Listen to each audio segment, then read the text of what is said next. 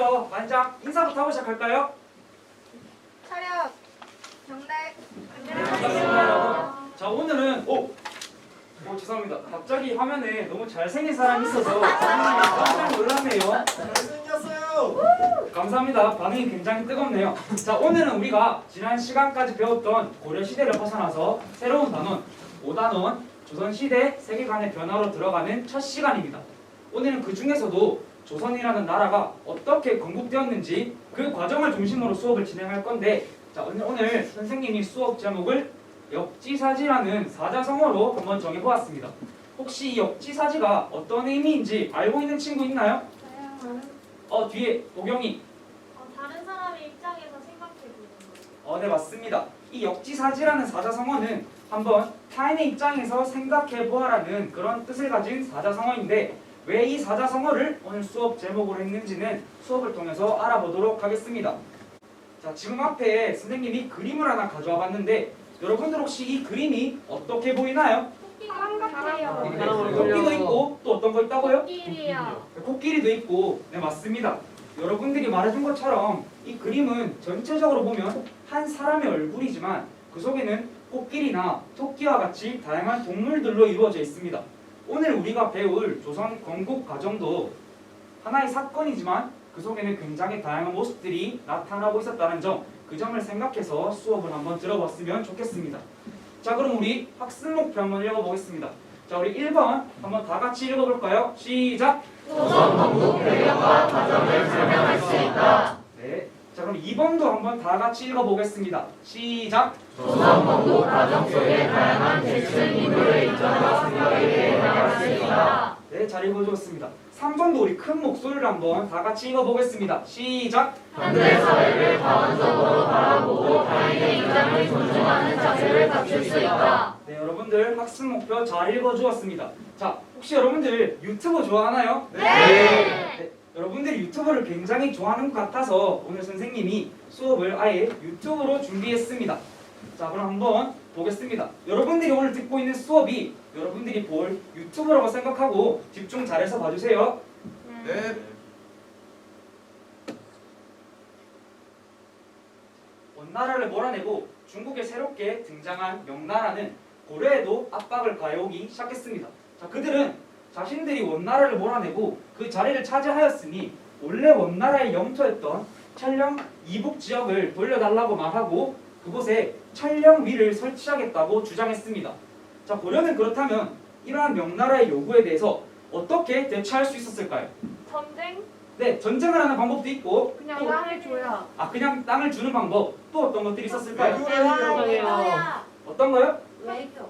네, 외교를 통해 해결한다. 네, 다양한 대처 방식이 있을 수 있었겠지만 당시 고려에서는 전쟁을 택했습니다.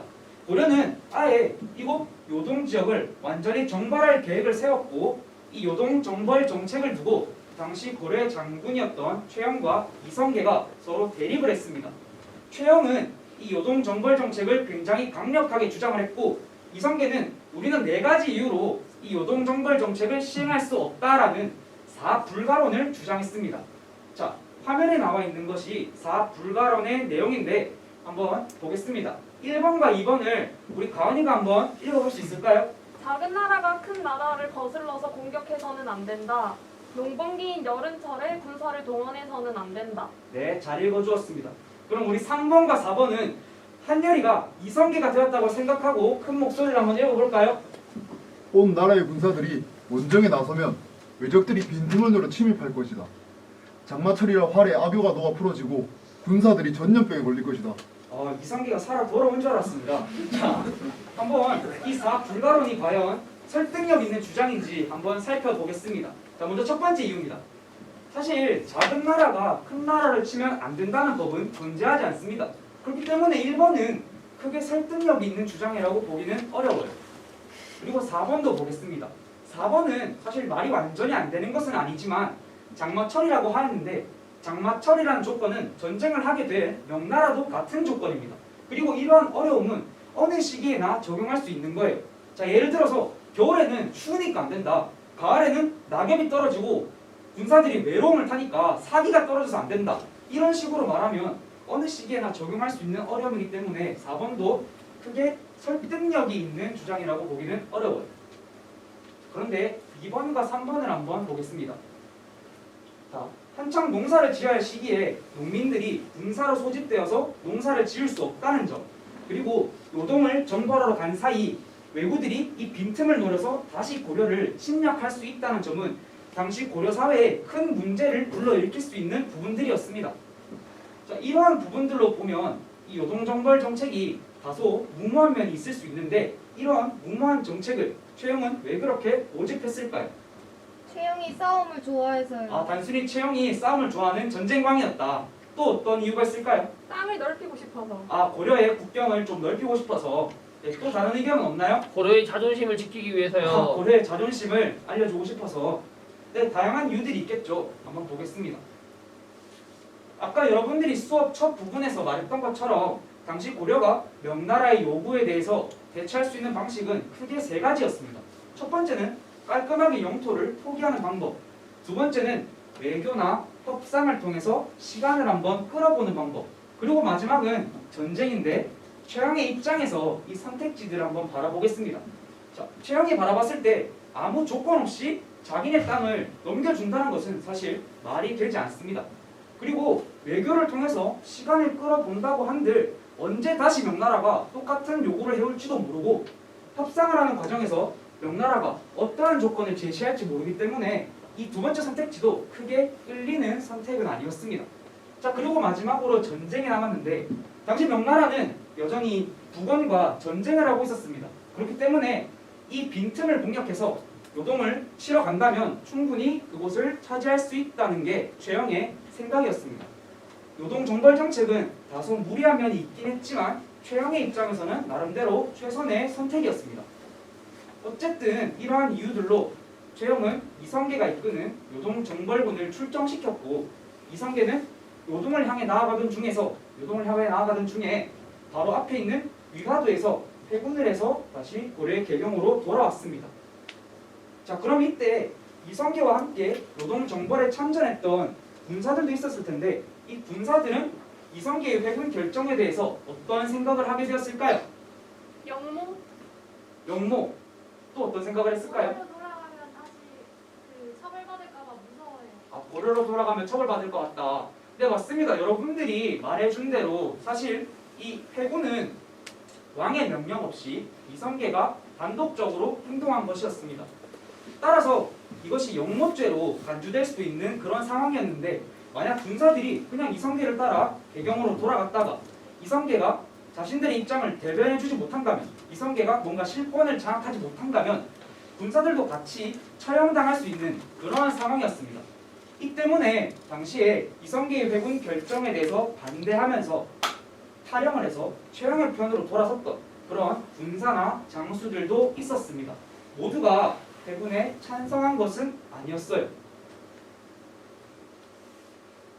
어쨌든 자신을 따르는 세력을 데리고 고려로 돌아온 이성계는 무력으로 최영을 제압하고 본격적으로 고려의 실권을 장악했습니다. 그리고 조선 건국 과정을 향해서 나아갔습니다. 그리고 이러한 이성계를 중심으로 신진 사대부들도 움직이기 시작했습니다. 특히 훗날 이성계와 함께 조선을 공국하는 이 조준이라는 인물이 전제 개혁안을 마련하면서 고려 사회의 개혁을 도모했습니다. 이들 개혁 세력이 당시 가장 중점을 두고 있었던 고려 사회의 문제는 토지였습니다. 당시 고려 사회의 토지는 원문 세력들이 독점을 하고 있었고, 그 아래에서 백성들은 수많은 세금을 납부하느라 굉장히 고통받고 있는 그런 상황이었습니다. 자, 이러한 상황을 극복하기 위해서 이성계를 중심으로 한 개혁 세력이 주도를 하여서 과정법이라는 새로운 토지 제도를 실시하였습니다. 자, 이 과정법의 내용을 한번 살펴보겠습니다. 자, 먼저 원문 세족들이 가지고 있는 토지를 모두 몰수합니다. 그리고 이 몰수한 토지를 신진사대부들, 즉 개혁에 참여한 세력들에게 나누어 주었습니다. 이를 통해서 원문 세족들이 토지를 독점하는 현상을 방지하고 신진사대부들, 개혁 세력들이 자신의 경제적 기반을 마련하게 되는 그런 계기로 작용을 했습니다. 그리고 신진사대부들에게 나누어주는 땅도 오로지 경기도 지역에만 한정을 했고, 나머지 지역에 있는 토지들은 모두 국가가 소유를 해서 국가의 재정이 확충될 수 있는 그런 계기로도 작용했습니다. 그리고 기존에 백성들, 농민들이 내고 있던 세금을 대폭 인하해서 그들이 수확한 그런 경작물에서 10분의 1만 세금으로 납부하고 그들이 경작하고 있는 땅을 함부로 빼앗을 수 없게 하는 그런 규정도 마련했습니다. 자, 사실 이렇게 바뀐 토지 정책에 대해서 가장 실감을 할 수 있었던 계층은 직접 농사를 짓고 살아가던 농민들이었을 텐데, 그럼 그 농민들은 이런 과정법의 시행으로 어떠한 생각을 가지게 되었을까요? 좋았을 것 같아요. 네, 왜 좋았을까요? 잘 모르겠나요? 그냥 단순히 좋아만 했을까요? 세금을 적게 내서 좋았을 것 같아요. 세금을 적게 내니까 좋았을 것 같다. 네, 맞습니다. 일단은 당연히 좋아했겠죠. 물론 이 과정법이라는 것이 농민들에게 토지의 소유권을 주는 것은 아니었지만 이전에 비해서 세금을 덜 내도 된다는 점, 그리고 자신들이 경작하는 토지를 함부로 빼앗을 수 없다는 점에서 분명히 과정법은 농민들의 삶을 많이 안정시켰습니다. 자, 이러한 부분에서 생각을 해보면 농민들은 이 과정법을 만드는데 주도했던 세력, 이성계를 중심으로 한 개혁 세력, 즉 조선 건국 세력을 옹호할 수도 있었을 겁니다. 자, 이렇게 조선을 건국하고자 하는 개혁 세력들은 백성들의 지지까지 얻었지만 그들이 조선이라는 나라를 건국하기 위해서는 아직까지 넘어야 할 큰 산이 남아 있었습니다. 바로 정몽주가 이끄는 온건파였습니다. 정몽주와 정도전은 고려 사회를 개혁해야 한다는 그런 생각에서는 같은 길을 걸었지만 조선 건국이라는 문제를 두고 결국은 대립하게 되었습니다. 자, 정도전을 비롯한 급진개혁파는 자신들이 원하는 이상정치를 실현시키기 위해서 백성들을 위한 나라를 만들기 위해서는 이 고려는 답이 없다, 새로운 나라를 만들어야 한다라고 주장했습니다. 반면에 정몽주를 비롯한 온건 세력들은 개혁은 하되 이 고려 왕조를 포기할 수 없다라고 주장했습니다. 자, 사실 이 정몽주라는 인물은 개인적으로 능력도 뛰어난 인물이었고 개혁 과정에서 다양한 활약을 펼치고 급진파와 뜻을 같이 한 적도 많았습니다. 그렇기 때문에 급진개혁파에서는 항상 정몽주가 자신들의 편에 서주기를 바랬고 이성계도 정몽주를 개인적으로 좋아하고 함부로 제거할 수 없는 그런 입장이었습니다. 자, 만약에 정몽주가 급진파로 넘어갔더라면 그는 분명히 높은 위치까지 올라서 많은 것들을 누릴 수 있는 인물이었는데 왜 이러한 조건을 다 뒤로 하고 끝까지 급진파와 대립하는 선택을 했을까요? 그냥 넘어가기엔 쫀심 상해서요. 아, 정몽주가 그냥 넘어가기에는 존심이 상해서, 자존심이 상해서, 그리고 또 다른 이유는 없을까요? 고려에 대한 충성심이요. 고려에 대한 정몽주의 충성심이 남달라서. 네, 맞습니다. 뭐 다양한 이유가 있을 수 있겠죠. 한번 보겠습니다. 정몽주도 성리학을 배운 신진사대부였습니다. 그가 가지고 있던 유교적 가치관에서는 충절에 어긋나는 왕을 몰아내고 새로운 나라를 건설하고 새로운 왕을 모신다는 것은 있을 수가 없는 일이었습니다. 그래서 정몽주가 바라보는 이성계나 정도전, 조준과 같은 급진 세력들은 그냥 역모를 꾀하려는 사람들로밖에 보이지 않았습니다. 자, 이렇게 정몽주는 점점 급진 세력들에게 위협을 가하기 시작했고 이들이 조선을 건국하기 위해서는 정몽주는 반드시 사라져야 하는 인물이었습니다. 자, 이러한 상황에서 이성계의 5번째 아들 이방원이 정몽주를 선주교에서 살해합니다. 네. 이렇게 정몽주가 죽고 나자 온건 세력은 자연스럽게 힘을 잃었고 이성계는 아무런 문제 없이 조선이라는 나라를 건국할 수 있었습니다. 자, 우리가 지금까지 조선 건국 과정에 대해서 알아보았는데 그 속에는 건국을 주도했던 이성계나 정도전 같은 인물들의 입장도 있었지만 그들과는 다른 길을 걸었던 최영이나 정몽주와 같은 인물들의 입장도 있었습니다. 그리고 건국 과정에 비록 직접 참여한 것은 아니었지만 그 당시를 살아가던 다양한 농민들이나 군사들의 입장도 있었습니다.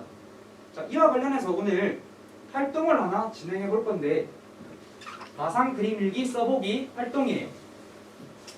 자, 지금 여러분들 모든 별로 앉아 있을 텐데 모든별로 토의를 통해서 오늘 우리가 배운 조선 건국 과정 속에 다양한 계층이나 인물, 세력의 입장을 하나 선택해서 그 인물이 그 당시에 했을 법한 그런 경험을 토대로 가상으로 일기를 써보면 될 것 같아요. 이때 여러분들이 주의해야 할 점은 그림 일기 속의 배경이 조선 건국 과정이라는 것이 잘 드러나야 하고 여러분들이 설정한 인물의 입장이나 경험이 일기 속에서 잘 드러나야 한다는 점, 이 두 가지를 유의해서 일기 한번 써보면 될 것 같습니다. 선생님이 시간을 넉넉하게 줄 테니까 모든별로 토의를 통해서 한번 생각해 보도록 하고, 혹시 만약에 일기 쓰는 게 어렵다면 선생님이 준비한 예시가 있으니까 참고해서 해보면 좋을 것 같아요. 자, 그럼 지금부터 시작하겠습니다.